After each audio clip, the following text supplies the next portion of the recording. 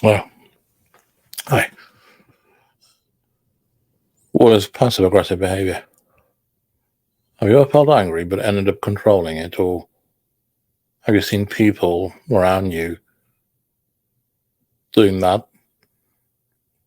The truth is that some people find it really difficult to open up about the feelings of anger, disappointment, or frustration. They might say aloud, things like sure, yes, or, yeah, that's fine, but internally they feel quite the opposite way. So for them, saying no and yes is both difficult. They choose not to speak against anything to maintain a certain reputation or demeanor. And this is what is passive aggressive behavior. Hi, welcome back to my YouTube channel. I'm, of course, Dr. Nachi Sinha, and in today's video, we're going to talk about passive aggressive behavior. We are doing a series on this, and this is the first in that series. I will explain the term, of course, in a better way to help you understand it a bit better. So here we go. Many people aren't aware of passive aggressive behavior, but they might be the ones, who often find themselves in the same situation, where either they are doing passive aggressive behavior or are being subjected to it without even realizing what's happening. Passive aggressive behaviors can take many forms. Now, it's subtly expressed, so the subtly expressed aggression is expressed through certain actions or words in an indirect manner. And this specific behavior is generally described as non-verbal aggression, and it does lead to negative behaviors. For example, in simple words, let's say, is getting angry with someone, but not telling them that you're angry with them or that you're angry at all. Instead of talking about it or communicating your feelings honestly, especially when you feel annoyed, disappointed, angry, or irritated, people with passive aggressive behavior tend to bottle up their feelings. For example, during a meeting, your manager announces some changes in the structure and workflow of a typical day to increase productivity, let's say, for argument's sake, in your organization. Now, this new practice might sound annoying or irritating, but instead of talking about these concerns and bringing them up on the floor, passive aggressive behavior will only provoke anger, but it'll stop people from expressing it openly. You would rather sit quietly and just keep going on with the day.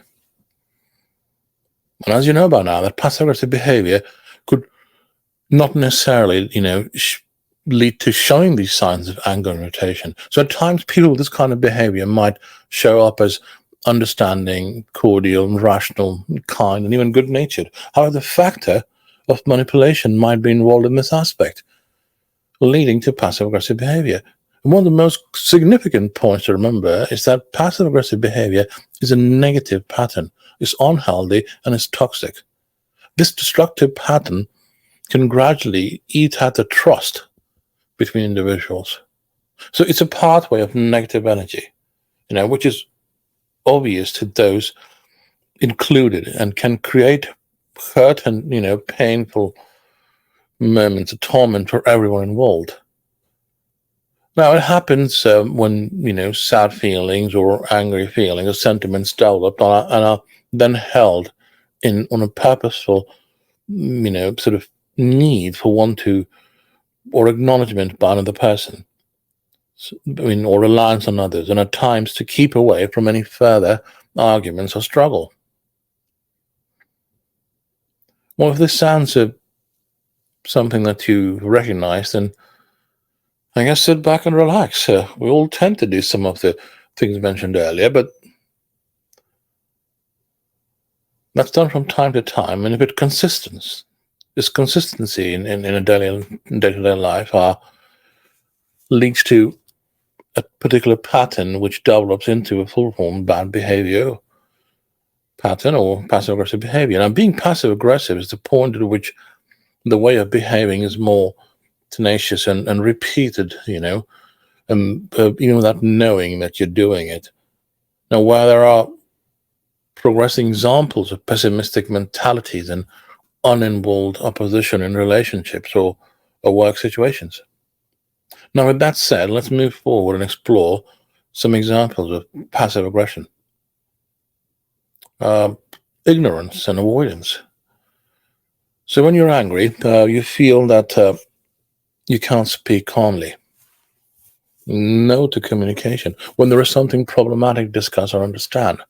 Or evading, for example, when facing problems or issues that leads to burying the anger inside. Fear of competition. So avoiding situations where one individual might be seen as better at something specific. Procrastinating would be intentionally holding things and putting off important tasks. Sulking, deliberately being silent and resentful to get attention from others. Chronic forgetfulness. Shows a blatant disregard for others, used as a punishment towards them. Chronic lateness, becomes a way to put control over others and their overall expectations. Excuses. Always having reasons for not doing things. Self-pity. Focusing on the idea of a poor me. Blame game. Now, blaming others for every situation rather than taking responsibility for actions. Victimization. Being unable to look at your own mistakes and rather behaving like a victim and showcasing the idea for getting sympathy. Learned helplessness is when a person continuously acts like they can't help themselves and deliberately sort of perform poorly. Fear of intimacy. Trust issues and guarding against becoming too intimately involved. To be attached in relationships. Now, of course, the general, comment and so on. There are nuances where one can't generalize these things, but this was just a rough idea of what it looks like. At times, passive aggression can be seen as one of the defense mechanisms that people develop to protect themselves in situations often that they're not comfortable with. However, this might not be direct. It can happen, automatically due to past experiences at a subconscious level. So people with passive aggression also tend to protect themselves from others.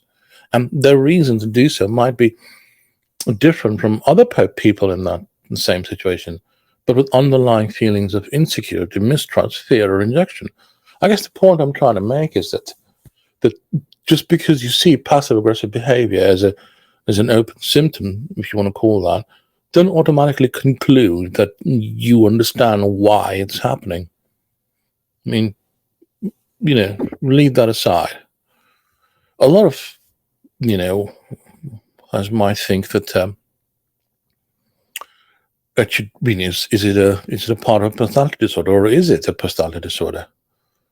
Well, the truth is that passive aggressive behavior is not considered, to be an illness or mental health condition. In the past, there was a diagnosis for it by the name of passive aggressive personality disorder.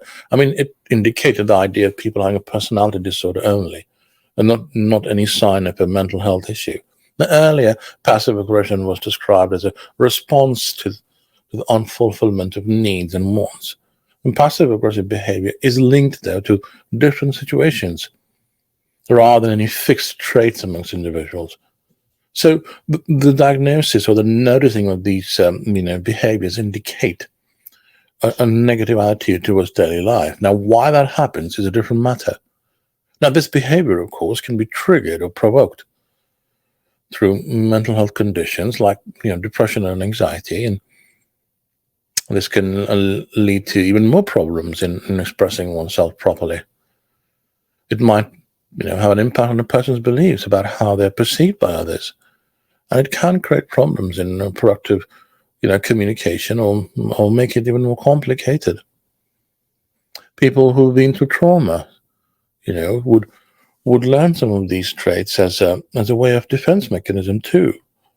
So before we jump on and judge people and say that's bad and you're bad and so on, we should kind of take a step back a bit and look at the larger picture. And once again, Not jump to conclusions about why it's happening, but rather understand that this is the behavior that we're talking about. The point being, though, is that people might find it difficult and confusing to share painful feelings. And they might think a lot about them, before they open up about distress or injustice. But passive aggression can lead to even more distress and complications in daily life. It creates a sort of a boundary that stops an individual from connecting with others and developing a bond. And that might happen due to several reasons: professional, personal, and past experiences. So it's completely fine to disagree with others and even feel frustrated at times. I mean, after all, it's a part of human nature. However, venting about anger and frustration passively won't help you. It might make your situation even more complicated. Remember, this isn't about pointing fingers and saying this is right or wrong, but this is more about how it can cause damage for you and those around you. And if there's a more inherent reason why you feel that you've done all these behaviors, then it's important, or much more important, that you do seek help. Because passive aggressive behavior is a negative pattern, and it can. The symptom and behavior itself, of course, can be, taken care of and overcome with time. But the cause also can be dealt with good help, either with the help of a therapist, doctor, or psychiatrist. So moving on, I will see you in the next video as we continue this series on passive aggressive behavior. Until then, if you think you are struggling with something that bothers you, please seek out and ask for help. Help does make a difference. So we'll see you again. Until then, take care. Thank you.